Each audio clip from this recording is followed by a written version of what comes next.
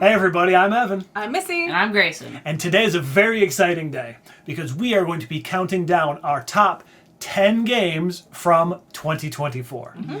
We each have our own lists. We did not share our lists ahead of time, but I imagine we're going to have a lot of crossover. Yeah, probably.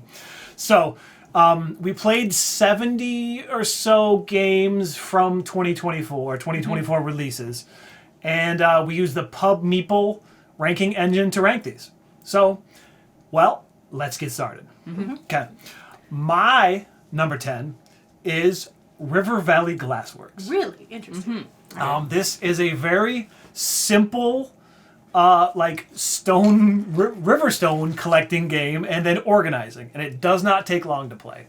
In fact, it's one of those games you could set up and play a few times in a row. Yeah. And I really liked it. Yeah, it was a pretty fun game. I had a good time with it. Yeah. Yeah, so that's my number 10. My number 10 is Tales from the Arthurian Knights, Really? which is the Only 10? King Arthur reskin of Tales of the Arabian Nights. I still think I like Arabian Nights better, but I did enjoy it. Okay. Okay. What do you got? My number 10 is going to be Things in Rings. Okay. It's a really fun party game, and it's difficult for the people who have to guess it, but it's also really fun, and also it's really fun to see them just struggling trying to like guess it. When it's like when you know it, it's so painfully obvious. Well, yeah, that's how that works. But yeah, okay, cool. So yeah, that's my number 10. Okay, cool. My number 9 is a game called Wild Gardens. So I think we have a lot of like recipe fulfillment type games in our collection, but I think this one really stands out. First of all, because of like the spatial thing where you're moving around to gather ingredients. You can't just gather what you need to move first. And then that kind of is random and changes randomly. And then the recipes are like cool, like all that food looks delicious. Yeah, I see what you're talking about. And I think the people you serve them to have interesting powers. And overall, yeah, like the art is gorgeous. So, that's why that one made my list. That is number 9, Wild Gardens. My number 9 is also Wild Gardens. Nice. And the real strategy to that game is to not have Grayson go in front of you and take the things that you want and we're planning on doing. I don't know. Every game I play, whoever takes their turn after me, I take literally everything they need to take. Yes, I make them lose like 70,000 points. Yeah, so why do you do that? Well, technically it is advantageous for me, but I do it on accident. That's funny. Yeah, all right. Well, good pick. Yes. So what's yours, Grayson? My number 9 is going to be Rebel Princess like Deluxe Edition. Okay. I play a lot of card games. It's very similar to Hearts. In the way it works and but it's almost like Hearts with a few twists and along the way. So it's very interesting. I like it a lot. Yep, that was indeed a fun one. So my number 8 is Things in Rings. So is that our first crossover? Yeah. So I had a great time with this game. It's a blast. I don't even know if I've ever been the person who knew the clues. Maybe I have, but I still like trying to figure out the deduction of what the rules for each ring is. Even though maybe I'm not that great at it, but it's still fun to try to figure out. So yeah, that's my number 8. My number 8 is Endeavor Deep Sea. Okay. And that one you have all these little tracks that you're moving your things up on, and you only have so many turns to do them. It reminds me in a way of Lost Ruins of Arnak, where you're moving your submarines instead of people, and trying to build that up, and it does not feel like you have enough turns to do all the things you want to do. No, but I think like Lost Ruins of Arnak, it has like that ramp up where your first couple of turns are pretty slow, but then as the game goes on, the turns get longer. Like you do like 2 actions at the right. You only have a couple discs to start, and then one guide that you 7 at the end. Yeah, exactly. Or more. Yes. Yeah. All right. Cool. Excellent. My number 8 is Unconscious Mind. It's a very interesting and complex game about like basically being like a therapist. Curing patients, I guess. Or doing and then doing research on that. Yeah, it's like you publish books too. It's interesting. And like you make the one guy famous, but not really yourself. Yes. It's an interesting game where basically you collect thoughts and ideas, and then like help people with their dreams, and then get rid of their guilt and make it so that they're happy again. Okay. Yeah. Like, okay, it's strange, but I mean it's a fun game. I didn't know you liked it that much, but okay, cool. All right. So my number 7 is Rock Hard 1977. I think it's, as far as a game, it's not like super revolutionary. It's kind of a standard sort of worker placement game, but I think the theme is what elevates this one, because it's fun being a rock star in the 70s and recording your demo tape and trying to get a record deal, which for some reason I can never seem to do, and playing gigs, and like the event type cards are funny, and they put a lot of theme into this worker placement game, and that's why I like it so much. That was my number 7. My number 7 is another crossover. It's Unconscious Mind. Okay. Yeah. I like the game. We have the fancy edition, and it's very nice, but I don't know what more to say about it than Grayson has already said. Okay, that's fine. I'm gonna go ahead and say that did not make my list. Oh. Really? Okay. I feel like I probably need to play it more. I see.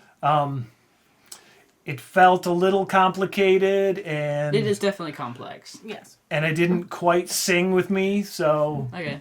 but that's okay. I'm glad you guys liked it. All right, what is your number 7? My number 7 is River Valley Glassworks. Cool. Because that's, I think, the name. It The is. name is Yes. a little complex. You always want to put city instead of River that. City Glassworks, yeah. But it's River But Valley. yeah, it's a really fun game because it's quick, it's easy, and it's not that hard to understand how to Nope, play. It's, not at all. Yeah, it's pretty simple and it's fun. Yeah, And the art's cool too. that's true. Yep. All right. So, we're up to number 6. So my number 6 is another crossover, and that is Endeavor Deep Sea. I think this game is really clever as far as the way it goes, and I like that ramp up. And there's also the Specialists, which is another thing that's like Lost Ruins a little bit. It's weird to compare it to that, because technically Endeavor, the system, came out before Lost Ruins, so maybe that borrowed from this. I don't know. I never played the original Endeavor, but Deep Sea is fun. The art is really good. That's true. I like the exploration aspect of it, where you're kind of using your sonar to discover tiles, and then those tiles have different sort of, like you don't know what's going to be on them. Yeah. Like there could be conservation for animals. There could be, like journals to write. And Yeah. there could be diving where you can get research. Yeah. I think it flows together as a game really well. So yeah, that is my number 6, Endeavor Deep Sea.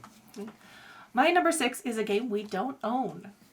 Can I you know guess it. what Yeah, it is? I know what it is. Go ahead and say It's Landmarks. it. Yeah, I know it. We played this with our friend Nick at UConn, and I had a blast with it. You are writing down, or the one person is writing down things, and you have to connect them to the other things to get your people to go to the right spaces, and it's not easy to do. Yeah, I figured that would be your sort of game. Yes. That's why I suggested it when we played I see. there, because I knew that would be something you would like. Okay. Yeah, well, I guess we have to get it now, right? Yeah, I've seen it a few times, but I'm like, oh, like I didn't want to buy it before Christmas. And she was like, oh, I might get it, but I didn't. So That's okay. My number 6 is going to be Let's Go to Japan. I'm really good at this game. Like, I think I've won pretty much every time I've played it, Okay. or at least maybe like did really good. I don't know, but it's a game where you use cards to plan out a trip, and you only score like almost anything at the end of the game. There's very little scoring during the game. But at the end, you go on this crazy trip where like you do like sumo, you watch like sumo wrestling, take drum classes on all sorts of different days. So it's pretty fun. It was like hearing everyone's trip at the end. Cool. Yeah, good pick. All right. So my number 5 is a 2-player trick-taking game called Lone Wolves. This is a really interesting like lane trick-taking game where you're battling over like these territories. But the cool part about it is that the person who loses the trick gets a special token that has like a special power. Yeah. So And then there's like you score points based on like which lanes you control the most. Yeah. A little bit like Hanamakoji, I suppose. A little bit, but it's a trick-taking game. So I don't know. I think this game is a really cool, fun design, and I have a really good time with that. Even though it's another one of those games that maybe I'm not so good at, but that's okay because I enjoy playing it. Right. My number 5 is also a 2-player game where you're battling for territory, and that is Haro County. Okay. I mean, it can be 3-player. It can be, It but can be it's 4-player too. But... Mostly. Yes. It's mostly Yes. 2-player. It was a game that I play tested and had a lot of fun with. From the beginning, love the comic. Absolutely love the comic. But you are... if you pick a side, there's a couple different ones to choose from, and you battle to get either the townspeople back or to take over, depending on which side you choose. And it's really fun with the dice tower in the box. Yeah. Or cube tower in the box. correct. Cube tower, yeah.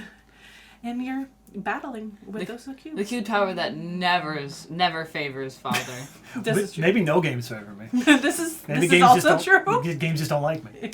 My number 5 is going to be Biohack. Okay. It's a really fun game where you create like these weird mythical creatures, I guess. Some of them are like generic mythical creatures, but some of them are like these weird monstrous beings. And basically you create these creatures, they can score you points and that kind of things. Yeah. Okay. Yeah. Pretty fun. Good It pick. is fun. It's more complex than I definitely described it as. Yeah. Okay. All right. So my number 4 is another crossover, and that is Let's Go to Japan. I think this is it's a pretty simple game at its core. We're just drafting cards and then arranging them across a series of days. But you're trying to get the symbols to match up so that like this card will score off another card. Yeah. But thematically, of course, you are planning a trip, and planning a trip apparently is fun. It turns out. And then you score it at the end, and you kind of talk about the trip that you had, and even if you don't do that great, it's still kind of fun to have that in front of you at the end of the game. Like, these are the things I did on my trip. Yeah, so that's my number 4. Let's Go to Japan. My number 4 is a game about something I don't like. It's fromage. Oh. I'm not a cheese person unless it's melting on things. But I do like this game about making cheese and buying cheese and winning ribbons for cheese. It has a very interesting rotating board. Yep. And you basically, when it is at your section, that is the only section that you can work on. And it was a lot of fun. Yeah, you know what? This one just missed my list too. It was actually my number 14. I do think that worker placement is really clever with how it handles time. Yeah. I think it has potential to get better for me because we didn't use like the advanced buildings or whatever when we played. So yeah, I think more I play that, I think the better it'll get. But it is a really fun and clever game. Okay, so my number 4, I don't know if it's on any of your guys' list, mostly because of the fact that I destroyed you, but it's Beverage. Because, it's a really interesting game where, like, basically there's, like, the stock market where coins are added and you can pull from the stock market, but if you pull too much, you'll lose, and then the main point is that you use the money and your resources to create, I guess just like advertise your stuff. Yeah, well, because you're like sponsoring a stadium. That's yes, being and you can build the stadium, and the more you build the stadium, the more the more that you just like get. And basically, the thing was that I counted how much was in there almost every single time. So I almost knew exactly what to put it based off. I mean, it still was difficult because I didn't know how much they were gonna put. Well, yeah, because you're bidding for money. That Which, some of it might not be there. But it was interesting because it was sometimes surprising because it's funny to see you guys surprised at how much or how little there actually was in that. That's funny. So that just missed my list again at 16. I think it is a clever game, but it does favor someone who can keep track of how the money is flowing, and he was able to do that successfully. Yeah. So, but however, yeah, I do think it was a fun game. I've said this before. I think it does a lot with not a lot of components. Yeah. Okay. I see what you mean there. Yeah. Yep. Okay. Cool. That was your number 4? Yeah, okay. So my number 3 is another crossover, and that is Harrow County, the game of Gothic conflict. That is the full name, yeah. Yeah, so it's basically a 2-player skirmish game. Again, I also really enjoyed the comic, where there's witches versus witches, I guess. But there's a lot of Spoilers. There's a lot of variability in like the setup, and because you're in how each faction plays, because one is pulling tokens from a bag, and the other one is kind of building an engine. And then there's also like whoever like your main character is have different powers, and I think it's a really great game. It's one of my most played games of 2024. Played it in person, played it remotely, really really fun. Yeah, that was my number 3, Harrow County. My number 3 is also probably one of my most played games, and that is Things and Rings. Okay. I think I first saw people playing it at Gen Con. And I was like, well, that's pretty interesting. And then we played it at Grand Con. Yeah. And I immediately went and bought it. That was Dwayne from Board Game taught us that game. Yes. And you were frustrated, and he was laughing and laughing and laughing, and looking at your face, trying to figure it out. Like, I was having such a tough time. I think I like being the person who is like placing the things in the Venn diagram. Guessing? Yeah. Okay. The know-it-all, as my friends like to call it. Sure. But that, I just have a great time with it. And even though it can be very tough, I do hope they come out with more cards for it. Yeah, we did get the promo pack, so that does add some more stuff. I had that stuff like the Necronomicon. Was that our first 3-way crossover? I think so. I think so. Think so. All right, cool. What do you got? So my number 3 is a game we only played once, actually. It's Sears Catalog. Oh, okay. I really like this game as well, because it's a fun, interesting, hard game in the way that you have to manage your card. You have to like lose cards, but then keep cards, but yet still lose some cards, because you have to. The point is that you need to have like a single high card at the end, or no, a single low card. Honestly, I forgot. Because like I think the numbers are with negative points, but if you have under 5 cards, you get like plus 5 points. I think it is. So if you have like a 1 at the end of your turn, you get like 4 points. Okay, sure. That sounds about right. So like the point is that you need to have a little amount of cards, but the low number of that little amount of cards, so that you can manage to score points and not get negatives, because otherwise you don't score any points, I think, if you score like all negatives if you have a bunch of cards left. Yeah, okay, cool. I did buy it at PAX, so we can Yeah. crack it open anytime you want to. But I was going to say, we only played one day, but we did play multiple times at that game. That is true. We did. Yeah. We did. We did play it a few times in one sitting. I guess so, yeah. That did not even make my top 20. I think I just need to play it more. Yeah. But I thought it was fun. It was really fun. It was a good time. Mm-hmm. All All right. So, number 2. My number 2 is My Favorite Things. Really? Oh, wow. I really enjoyed this game. I think that was like my 11. Really? Okay, so it's technically a reprint of a Japanese game that came out a number of years ago called My Favorite Things, where it's a trick-taking party game where someone is assigning you a category, and you have to rank 1 through 5 things in that category, and then one thing that you dislike in that category. And you hand the cards back to that person, then you play a trick-taking game. So I think it works on multiple levels. If you know the person, you can kind of play it strategically.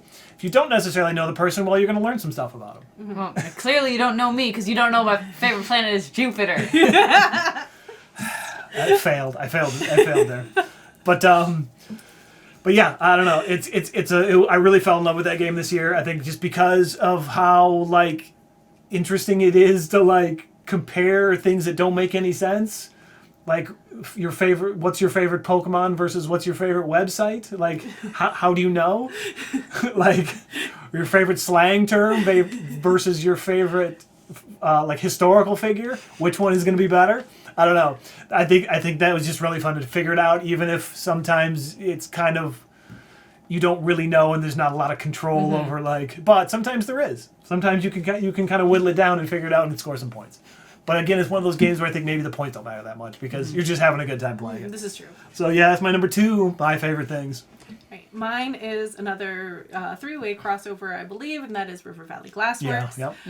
Surprised you put it this high. Oh, I absolutely loved it and had to buy it immediately in all the deluxe version after we played it at Grand Con. Yeah, I just buy it, but the deluxe pieces and the deluxe whatever meeples, I don't know, what all the deluxe stuff. Yes. Like the lake tiles that go by. Yep, Yeah. all that stuff. I needed it. Yep. For a simple game, it's very overproduced, but it's fun. And I do love the animal characters. They're very Yes, they're very adorable.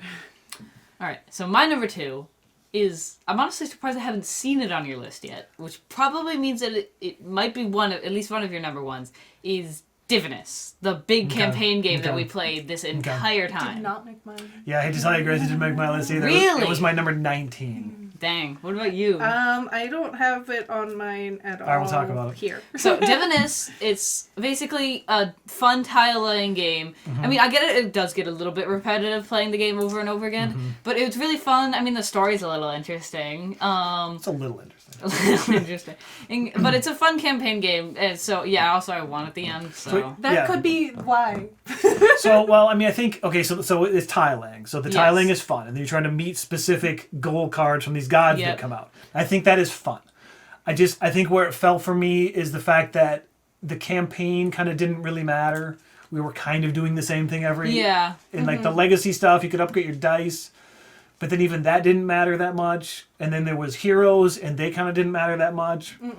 I mean, so I think the thing I had the same one the whole time. is at the very start of the game, they kept adding more and like a bunch of cool new stuff every time. But once it got later in, they weren't adding as much, so I understand where that comes from. Maybe, like it didn't change up enough. Because like for the first like 3 games, there was like stuff that I probably shouldn't say if you're gonna play it. A lot of rules and a lot of stickers added. But I mean, within that the was a first little 5 or so tedious, games. but it was interesting because it changed a lot of the game.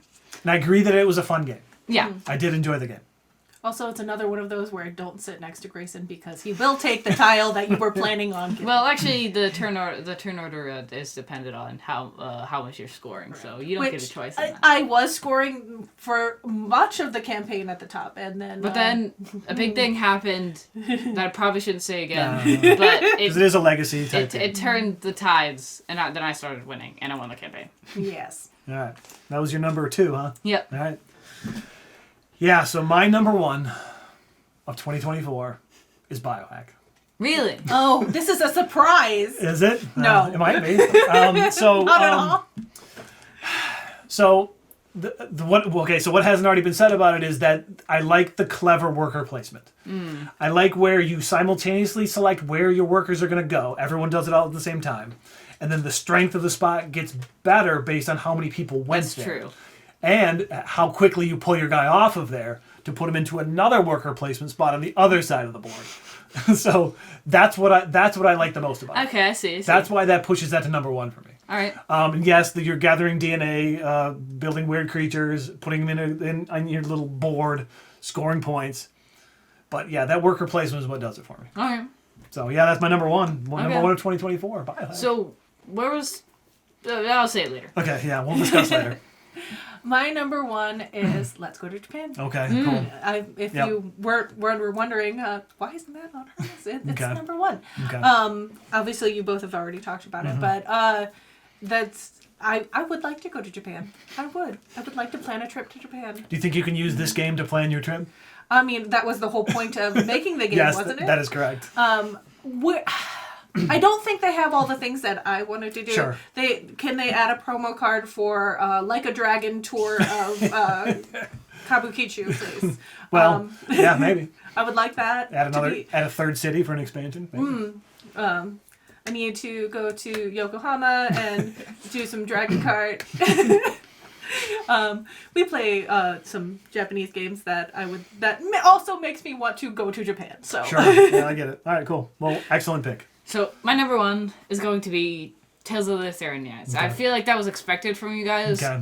Yeah, it's been like my number 1 anticipated game for like 3 years or whatever. More than that, probably. Yeah. But it's a really fun game. I really like Tales of the Arabian Nights. So, and I like the process The process is cut down on time. It's a lot. I mean, it's definitely interesting the way it works. It's more linear than the other one. Yeah. It's more focused. The story's more focused. Less random wackiness. There still is wackiness, but it's less. It's more controlled, maybe. Yeah. Okay. I really liked it. It was a lot of fun. Okay. That just missed my list at number 12. I see. Yeah. So yeah, I was wondering where it was in Yeah. Listen. So yeah, that wraps that up, right? So there was a lot of great games that I had to leave off my list. I can only pick 10. But now, since I have it in front of me, I'm going to talk about them. So my number 11 was Atlas Lost. How did you guys feel about Atlas Lost? I liked it. Yeah, that was I think that was also really close to mine Okay, yeah. as well. It's just the weird tech tree thing. I think I just need to play it more to fully understand how to make it work for me, because that kind of was not making it work for me. And that kind of just dropped it a little bit. Actually, you know what? I think that was my number 10, but then I swapped it out for Things and Rings because I actually felt like I did like that more. Sure, all right. And then like Fromage just missed my list. Maybe I said that. I think Harvest just missed my list because that was fun too. That was my number 11. Okay, that was my 13. What was your number 11? Atlas Lost. Oh, yeah, right. Okay. Honestly, Grayson, I thought Stamp Swap was going to be on your list. I don't know. Okay. I think if we played that more, I think it might. Maybe. Because I know you really enjoyed we only did play it once. So, yeah. Okay. Yeah, and then Diffinus was my number 19. Yeah, okay. So like in City of the Living and Tir Nog were also like in the top 20 because those were both really fun too. Yeah, okay. I had another party game that was high up on my list, and that was Caution Signs. Oh, okay. Yeah, I think that was also really close. I feel like a lot of the party games we played were like in the top 15, but not the top 10. But that one can make you just like start cry laughing because it can be so ridiculous. Okay, I agree. That was fun. I had a good time playing that. I don't think it's quite top 10 material for me, but it was enjoyable to play. It was 15 on my list. All right. So, yeah, I guess that about wraps it up, right? Yep. I think we had a pretty successful 2024 as far as gaming goes.